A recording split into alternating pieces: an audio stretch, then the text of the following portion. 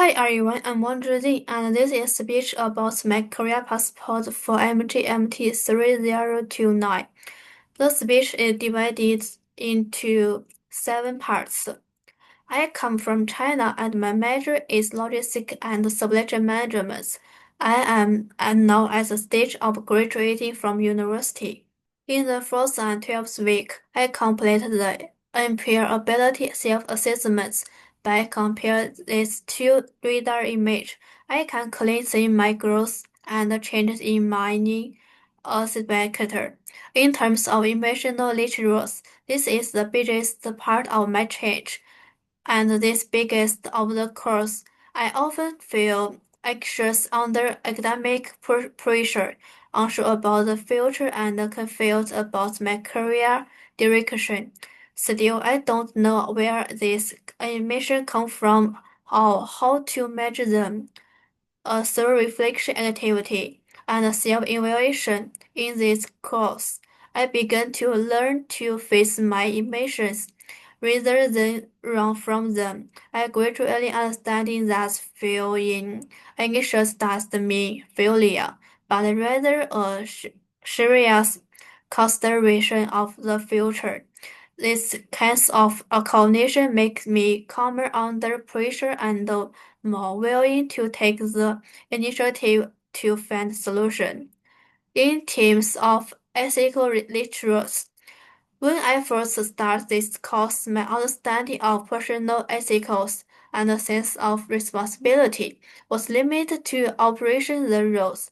But with the study and the reflection of the course, I gradually realized that recourse is not just about avoid mistakes.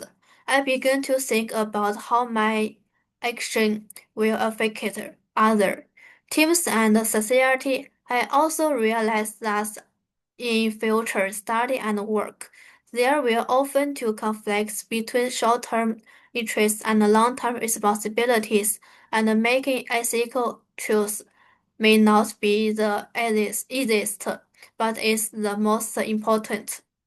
During my university study, two classroom activity made me deeply reflect on personal judgments and the team decision making.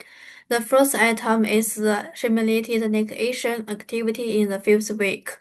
In this activity, we simulate negotiation between trade union and enterprise over salaries and work conditions. In team discussion, I found that I'm more inclined to listen to and integrate other views, and when conflicts arise, I subconsciously choose to avoid confrontation.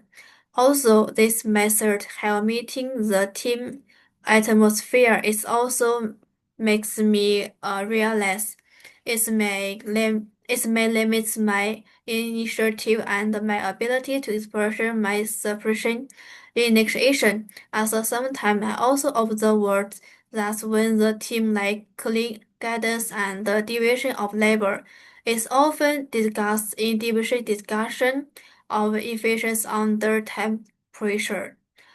The second item is the next week class class classroom exercises on unconscious bias. In this activity, we needed to classify legal rules with very limited information quality. At that time, I was very confident in my judgment, and so I was objective and rational.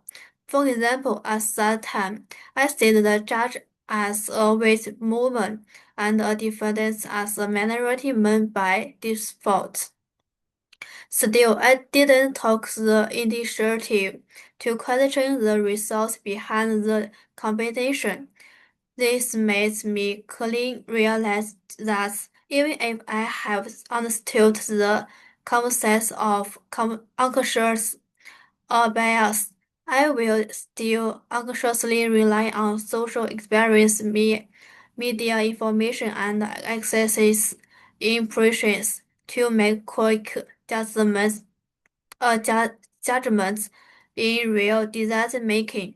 What's really important is to take the initiative to slow down judgment once you realize it is. and to encourage the team to discuss more possibilities.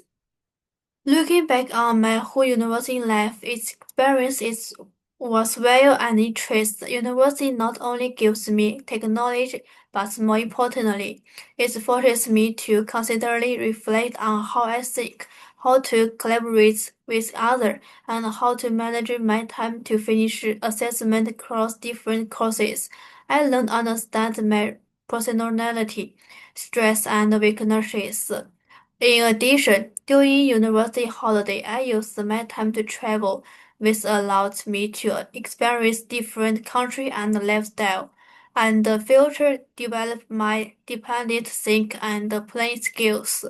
When consider future career planning, the others play outline through distinct life paths. Their three roles reflect stability, inspiration, and idea, and they also help me understanding myself more clear. The first route is obtaining a driver's license, applying for master degree, seek international opportunities, and finally achieving economic independence. The activity of the race rules is that the path is clean, but it's the playing puzzle. I kept asking myself, do I really want to choose these roads if I face long-term separation from study and working? Can I still maintain my original intention? The circuit routes I will first travel experience different lifestyle, take a driver license test, find a job, earn money, and continue learn new skills along the way. The routes aligns more closely with my inner experimentation for life, but at the same time, it also requires me to have stronger self-discipline. I need to face the anxiety of being one tail behind my peer. The third route I plan to travel around the world, experience cruise travel, become a photographer and a novelist, share daily life online, continue learning skills, and live as a freelancer. This road is closely to my ideal state of life, but it's also accompanied by real risk, such as loneliness caused by long-term solitude. To my future self, I hope you have become a person with economic dependence, inner stability, and spiritual freedom. I hope you can not only realize the freedom that will bring, but also travel around the world.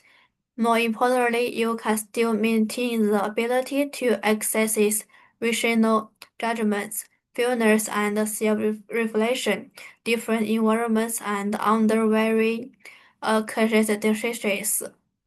This course is not only a degree but also a self-reflection. It makes me understand my personality, why I think, and my reaction to pressure.